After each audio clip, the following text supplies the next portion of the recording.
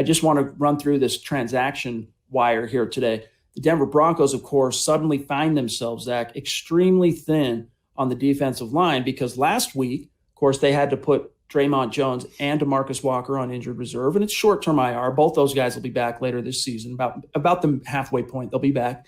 But then after week 3, of course, Jarrell Casey suffers a bicep tear. He's done for the season. And so on Sunday, they had called up Deshaun Williams from the practice squad, and he had a solid debut, not perfect, but solid. They were still missing a lot of bodies.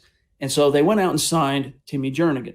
Now, Zach, we had talked about the possibility maybe of them going out and getting a Snacks Harrison, or yes. We knew they had to bring in someone that had some veteran wherewithal, someone that, could step in, be plugged in on the D-line and make an impact. And they're going for Timmy Jernigan. For those of you who aren't familiar with his resume in the NFL, he was drafted by Baltimore in the second round. He's from Florida State back in 2014, spent his first 3 years with the Ravens. Then he got traded to Philly. Philly extended and paid him, 4-year deal, $48 million.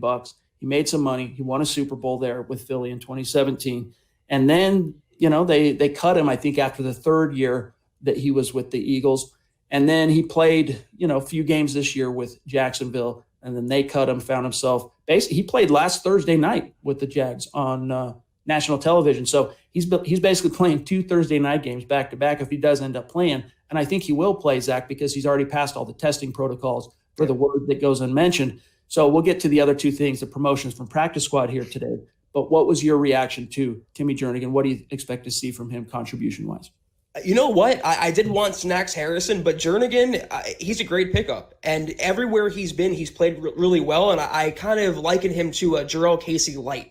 And even though Casey was disappointing, he was still a 5-time Pro Bowler. Jernigan's good against the run, good as a pass rusher. I like this pickup for an 0-3 franchise with just coming off the scrap heap, finding a starting defensive tackle. I still want the young guys. I want Deshaun Williams to get another look. I want Ajim to start playing a little more. But like we mentioned, you need guys to fill out the roster. So you could have done a lot worse than Timmy Jernigan. I just think it's funny when it's a down year for Denver when you sign a former second-round pick, a former world champion, a guy with 51 career starts, and nobody bats an eyelash. But that's how the season's going, and for a Week 4 pickup for an 0-3 team, I like it.